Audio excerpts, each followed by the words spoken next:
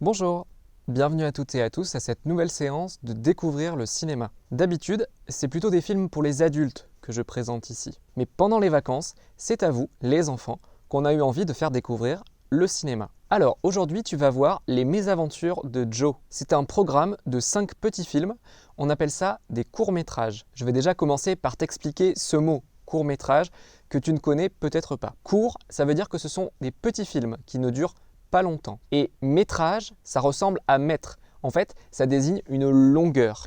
C'est parce qu'avant, les films, ils étaient sur des pellicules. C'est ce que tu vois ici à l'écran. La pellicule, c'est une bande de plastique sur laquelle il y a une suite de photos. Et avant, quand on faisait défiler cette bande très vite devant de la lumière, eh bien, ça faisait un film. Si le film était court, qui ne faisait pas beaucoup de mètres, on appelait ça un court-métrage. Depuis presque 10 ans, la pellicule, on ne l'utilise plus, mais on a gardé ce mot de court-métrage pour désigner donc un film qui n'est pas long. Si tu es curieuse ou curieux, en sortant de la séance de cinéma tout à l'heure, dans le hall du cinéma, tu verras peut-être des grandes machines qu'on appelle des projecteurs, et sur ces grandes machines, qui sont en fait des vieilles machines, il y a de la pellicule justement. Mais revenons au film que tu vas voir. Les Mésaventures de Joe, ce sont donc 5 courts-métrages, 5 petites histoires qui ont le même personnage principal, il s'appelle Joe. Ces courts-métrages que tu vas voir, on appelle aussi ça des films d'animation. Souvent, les films d'animation, il y a certaines personnes qui appellent ça des dessins animés. En fait, c'est pas tout à fait le bon mot. Encore une fois, je vais t'expliquer tout ça. Il y a plusieurs techniques de films d'animation, et d'ailleurs, je suis sûr que tu les connais déjà.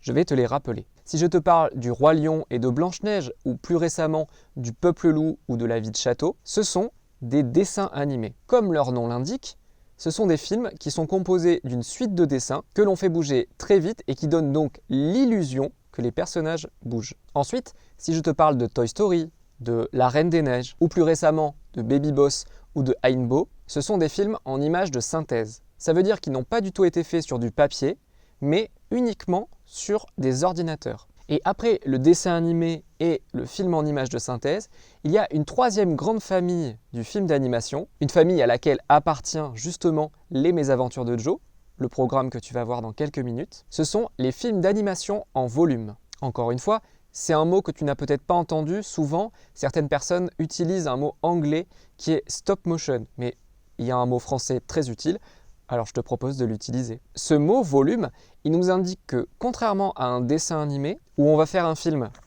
à plat sur une feuille, et contrairement au film en image de synthèse où on va faire un film à plat mais sur un écran d'ordinateur, ici on fait un film en relief, en volume.